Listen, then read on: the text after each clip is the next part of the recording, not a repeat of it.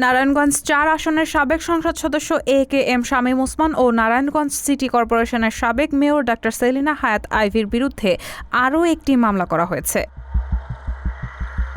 শনিবার রাতে মামলার সত্যতা নিশ্চিত করেছেন সিদ্ধিরগঞ্জ থানার ভারপ্রাপ্ত কর্মকর্তা আল মামুন।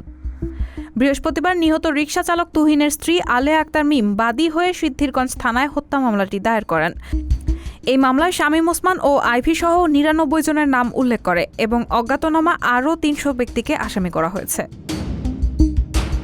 এ নিয়ে নারায়ণগঞ্জ সিটিতে সাবেক মেয়র ডা সেলিনা হায়াত আইভীর বিরুদ্ধে সিদ্ধিরগঞ্জ থানায় দ্বিতীয়তম হত্যা মামলা দায়ের করা হলো।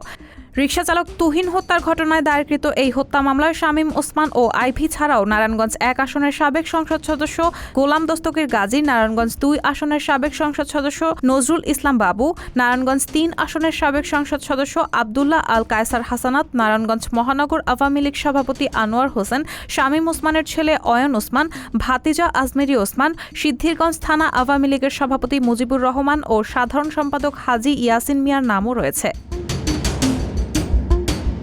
মামলার এজাহারে বাদী আক্তার মিম অভিযোগ করেন, গত ২০ জুলাই বিকেলে বৈষম্যবিরোধী ছাত্র জনতার আন্দোলন চলাকালীন তার স্বামী রিকশাচালক মোহাম্মদ তুহিন সিদ্ধিরগঞ্জে ঢাকা-চট্টগ্রাম মহাসড়কের ডাচ বাংলা ব্যাংকের সামনে গেলে শামীম ওসমানের নির্দেশে আওয়ামী লীগ ও সহযোগী সংগঠনের নেতাকর্মীরা গুলিবর্ষণ করেন।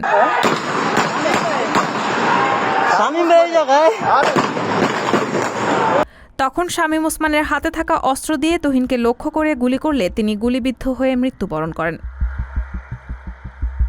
এর আগে গত ৩ সেপ্টেম্বর সিদ্ধিরগঞ্জে গুলিবিদ্ধ হয়ে মনিরুল ইসলামের মৃত্যুর ঘটনায় তার বড় ভাই নাজমুল হকের দায়ের করা হত্যা মামলায় ১৩০ জনের নাম উল্লেখ করে অজ্ঞাতনামা আরও ৩০০ জনকে আসামি করা হয়। ওই মামলায়ও সাবেক সংসদ সদস্য শামীম ওসমান ও সাবেক মেয়র আইভী দুজনকেই এজাহার নামীয় আসামি করেন মামলার বাদী নাজমুল হক। রায়হানা মুন, সবার কথা।